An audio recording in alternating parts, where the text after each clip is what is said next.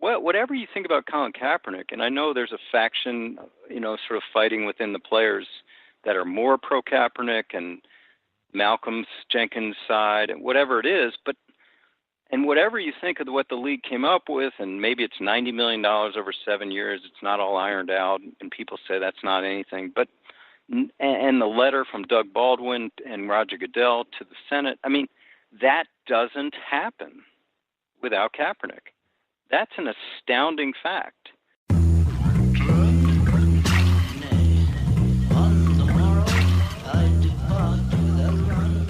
Welcome to the Edge of Sports podcast. I'm Dave Zirin.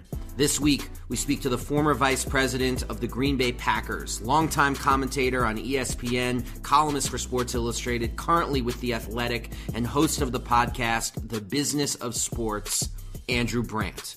Also, I've got some choice words about LeBron James, Fox News, and shut up and dribble, which was the talk of the NBA All-Star Game. I also have some words about what happened in Florida with the mass shooting at Marjorie Stoneman Douglas High School and the response of Steve Kerr, which I think is very important and should not be forgotten. Also have Kaepernick Watch. And for our patrons, and you could become a Patreon at patreon.com/edgeofsportspod, I've got another edition of Chronicles on the Edge. And the story of how I met 1968 Olympian and current bestie, Dr. John Carlos. But first, Andrew Brandt.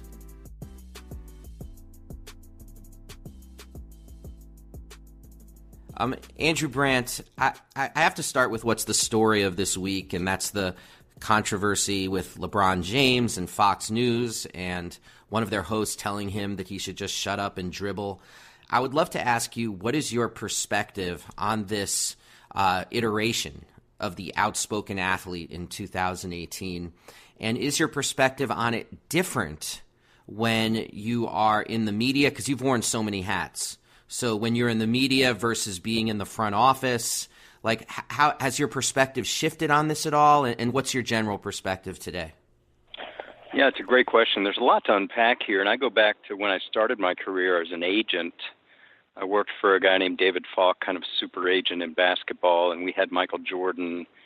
And I remember what everyone talks about is sort of these comments about Republicans buy shoes too, and everything was kind of antiseptic, and there was no real stance taken by Michael, as he was kind of the lead marketing guy in the country at that time.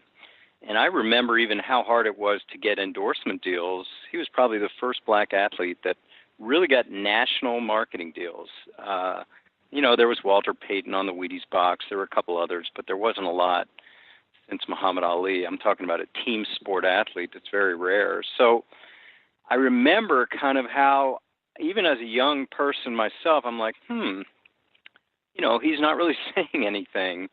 And then it kind of dawned on me that, he's a young guy. He doesn't have a lot of experience talking politics, talking social issues, talking whatever it may be. So, yeah, I guess that's not really his role. And I kind of looked at it, and that was before, obviously, Twitter and anything else sort of debating these things. As I've gotten older, I realize how much of an impact these people have to our young people, to society in general, with the increasing attention on sports and the increasing attention on top athletes. And then I really noticed it over these past years, you and I have talked about, since Kaepernick, and really making a voice, having a stand, doing things that are hard. And when I say hard, not just standing at a award show, not just wearing a pin, but, being out there. And I've come to really admire that in athletes because they are taking risks. And I know from all my experiences you mentioned that the business of sports comes down to this, in my mind. There's so many athletes for so few jobs. And when you take a risk, you put yourself out there because you can always be replaced. Now, this is a long-winded way of getting to your question, which is LeBron James. Here's one that can't be replaced. So You have athletes like that, and they not only have the pulpit, but they have no repercussions from the business of sports. They will not lose their job. They will not lose their marketing. These are irreplaceable athletes. So I applaud LeBron. Obviously, it was an easy clapback when the commentator made that. Of course, you're going to come back and say that's ridiculous. I think everyone on maybe all sides, I can't speak for that, thinks it was ridiculous, and it's really trying to put athletes in their place. And it goes back, I know it's a long-winded answer, Dave, but it goes back to what happened this fall with the NFL. After the initial outcry and clapback to President Trump's remarks, I certainly got the feeling, as you did, I think, that owners, sponsors, networks, after a few weeks of that, like, okay, that's enough. Mm-hmm. Let's get back to sports. That was nice. You had your moment.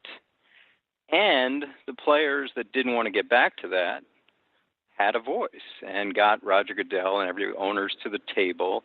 And we can debate what came out of that substantively, but again, using the leverage they have to make a difference, that has impressed me more in the past few years. Yeah, I definitely want to get to that. It's interesting talking to you about a perspective from the front office, because you were in the front office of the Green Bay Packers, which has an ownership structure unlike any other in sports. And I guess that's the first question I want to ask you is, like, I assume you've had conversations with other GMs, other front office types.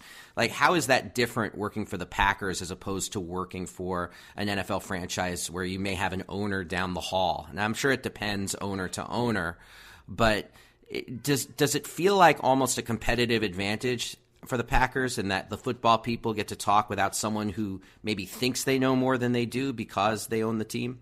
Yeah, it's a great question. One thing, there are a lot of ways we were different. The one thing on the pure business side, I was responsible for all the contracts, the salary cap, running our player payroll, which could go anywhere from, depending on the year, $100 million to $175 million for 70 players. And, whether I did a contract for a guy worth $20 million or whether it was worth $40 million, there was no one really saying, hey, Andrew, that, this is really how it should have been, because they trusted me to know the market and to handle the dollars. And I don't know if any other, whatever you want to call me, cap manager, contract negotiator, had that around the league. I'd hear from colleagues that would be in a negotiation for months, and the owner would walk in and say, hey, I want that done today. And they'd lose all leverage, and they'd have to give the agent whatever he wanted. I never had that. On the other hand, I'm a pretty cautious person. I'm pretty risk averse, and I think that's what you need in that role, because you do have that awesome responsibility of handling the Green Bay Packers, where there was no oversight by an owner, and there was so much trust given to the football operations, whether the general manager for personnel, the coach for coaching, and my area on the financial side. Dave, I really saw my role as sort of a steward of a public trust, and doing contracts, doing the cap, running the business side as if I'm always thinking about the shareholders, which were, of course, hundreds of thousands of cheeseheads around the world. And I accepted the responsibility, and I sort of treated it with the magnitude that I thought it deserved. On the player side, I always thought, we had to be a little higher maybe than the norm on the character side. I remember I'd sit in there with, say, a defensive line coach who really wanted this player, and he had a rap sheet a block long with sexual assault, drunk and disorderly, a lot of fights. And I remember, I'll tell you this story. I looked at him and I said, you know what? There's just no way in God's green earth we can bring that guy in here. We're in central Wisconsin. That's not going to fly. And he looks at me, he goes, Andrew, what do you want? What do you think we're asking him to do? I said, what do you mean? What do you think we're asking? We're not having him teach sixth grade. We're not having him lead a boys choir. We want him to get into 75 street fights a day and win them. So that doesn't bother me. And I said, but we've got to control that violence off the field, and I don't know if he can. And then it was back and forth. I won some of those battles, Dave. I lost some of those battles, but I kind of looked at it maybe a different angle being in Green Bay versus other places. Mm-hmm. Now, I wanted to ask you about the nature of the sort of copycat nature of the league and front offices, because that's sort of a fan truism. And I don't know how much it is an actual truism, but I look at something like the Eagles winning the Super Bowl with a bunch of outspoken players, and I'm sure you probably heard Malcolm Jenkins and Chris Long say to the press words to this effect, saying, let it never be said again that political outside interests are a distraction from winning a Super Bowl. Let that excuse die now because we are the Super Bowl champions. How much of that really matters? And I guess is what I'm asking is, how do you weigh the sort of the copycat nature of the league with maybe a particular owner who's politically conservative and they're not going to want to hear that no matter what? That's obviously not the owner of the Eagles. And playing that to what you see in the NFL going forward. Do the Eagles winning actually have a catalytic effect on how the league views outspoken players? Yeah, we'll have to see. I think so because, I mean, listen, I'm talking to you from my home in suburban Philadelphia. A block away from me is the home of Howie Roseman. Not far is Doug Peterson, who I've known forever from being in Green Bay together. And I think they maybe not encouraged it, but they were fine with that outspoken. They really amassed a team, I thought, with the right number of ascending young players, but a quality group of leaders and people that were really going to take this team and not let it fall, even after the Carson Wentz injury. So much, I think, came from that. You talked about Malcolm Jenkins. I've had him on my podcast. I'm a big admirer of him because, like we talked about with players, are they capable of speaking about these deeper issues? And he's someone I've really admired as yes. When he talks about these issues, especially mass incarceration, he has studied, he has met with people. You know, he and Chris Long famously, after a Monday night game, were at Tuesday 8 a.m. in Harrisburg at the state capitol. So they work. You know, they work. I always admire people that work. They don't just say things. They work. They read. They study. They know what to say. They're measured. I also know Torrey Smith, another guy with a lot behind him. He reads. He studies. So all those things, I think, worked for the Eagles. Now, I always get back to the business of football. Would Malcolm Jenkins have that ability to do so if he was a backup player? Would Chris Long have that ability if he was a backup, if he was a marginal player, if he was not a leader on the team on the field as well as off? And that's where you have to, I say I'm not so sure. And what about if they played for a Bob McNair or a Jerry Jones, for example?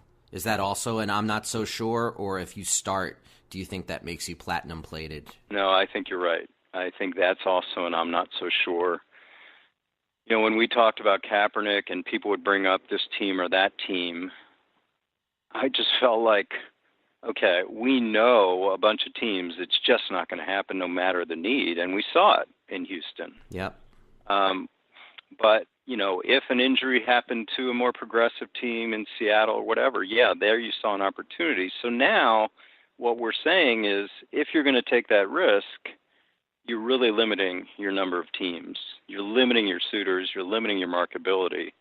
And that's why we started this saying, wow, they're taking a risk in a sport that's heavily tilted towards management. Yeah, I mean, that's one of the things that makes me admire Kaepernick more is precisely that he's not LeBron James and that he knew what he was risking by speaking out, given where he was in his career. And I don't know, but I guess that gets to my next question. Well, let me just say something about that because please. I think Kaepernick, you know, fits a lot of what I talk about on the business of sports. And first of all, everyone talks about these, you know, quarterbacks getting these huge numbers. Jimmy Garoppolo gets $137 million from the same team that gave a huge deal to Collin Kaepernick. And the numbers, the clicks, the headlines, the hot takes talk about that big number. First of all, it's BS. The numbers are not real. And everyone says, well, if you're a franchise quarterback, you're going to make that money. You don't need to have it guaranteed in the later years. And I would point to Collin Kaepernick. Remember